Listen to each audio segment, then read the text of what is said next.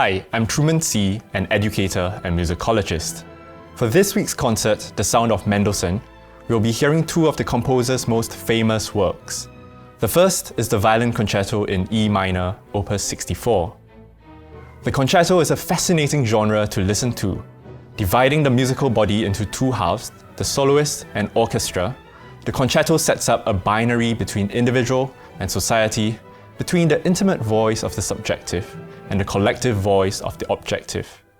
In the concerto, then, we are asked to listen closely to the relationship between these two halves.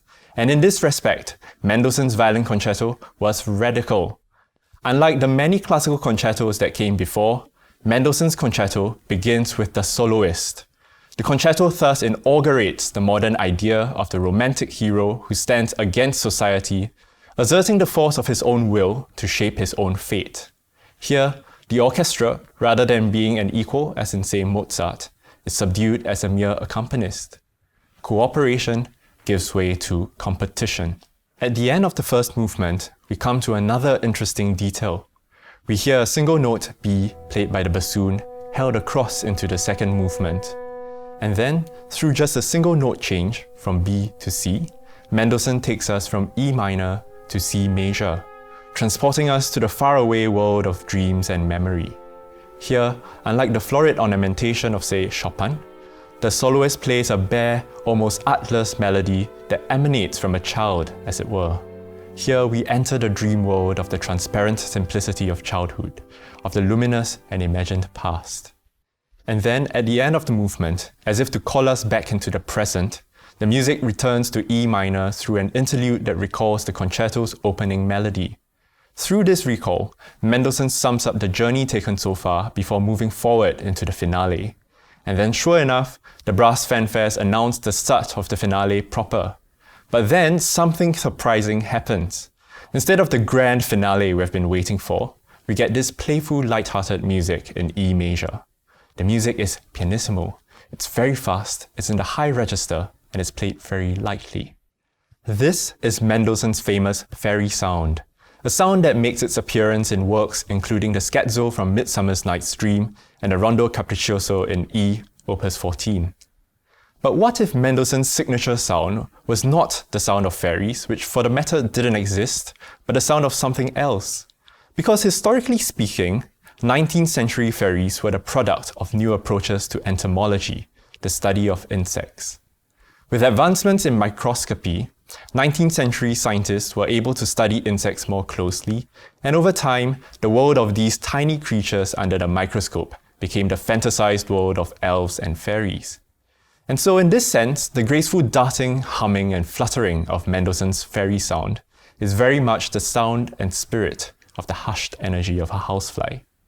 Instead of a grand finale, then, we get a microscopic finale, one that takes us deep into the otherwise inaudible sound world of insects. The next piece is the Fourth Symphony in A major. Also known as the Italian Symphony, this piece was inspired by Mendelssohn's tour of Europe in the early 1830s. For us today, travelling in the 1830s would certainly be a foreign experience. It was, after all, an age that was pre-Instagram and pre-iPhone. So how does one even go about documenting their travels? Well, Mendelssohn captured his trip in music instead. So you could think of the Italian Symphony as a sort of musical Insta-story, where Mendelssohn tries, without the aid of a smartphone, to capture the essence of Italy in 15 long seconds. Yet there is nothing really Italian about the symphony, because this is not really an attempt to describe or represent Italy, but to represent, to make present Italy. Here, Mendelssohn is trying to capture the mood, atmosphere, or as German would have it, Stimmung of a place. So as you listen to the first movement, listen out for how it triggers a certain mood or affect in you that might very well have been what Mendelssohn felt as he came to Italy. In particular, listen out for the bright, forceful opening gesture that returns throughout the movement. As the composer himself said, "This is the merriest piece I have yet composed." This is an insistently joyous music that overflows from the experience of Mediterranean sunshine. The second movement, however, is rather more serious. It is organized primarily by two contrasting themes, one a serious minor key march, and the other a lush and lyrical pastoral in the major key. Perhaps the two contrasting themes represent the two very different places Mendelssohn visited in Italy. The austere ruins of ancient Rome on the one hand, and the sunny modernity of Naples on the other. Or perhaps the opposition between a march and pastoral tells us something about life in the 19th century.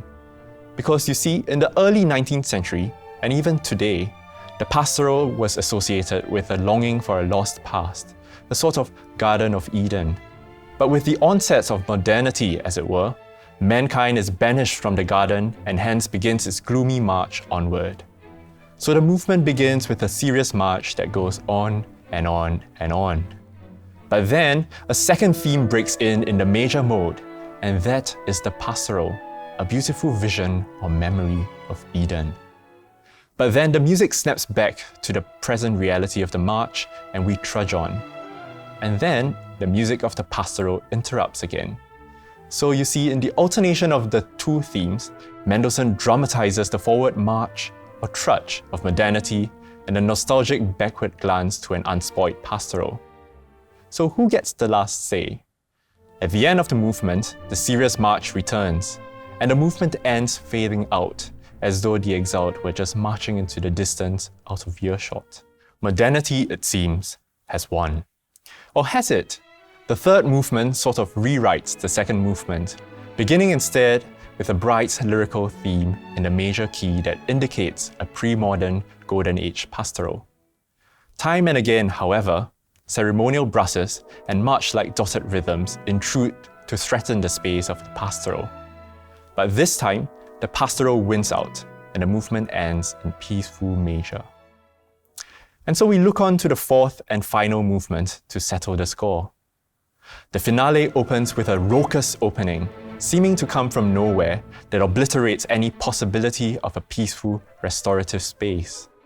Indeed, what comes after is a frantic dance in the minor key, and when we zoom out for a moment to take in the symphony as a whole, we hear a tragic trajectory from A major to A minor.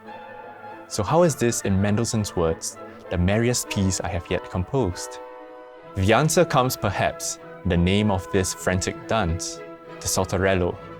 And this dance comes from somewhere, in fact, a very particular somewhere. The saltarello, you see, was a fast Italian dance associated with the Roman Carnival.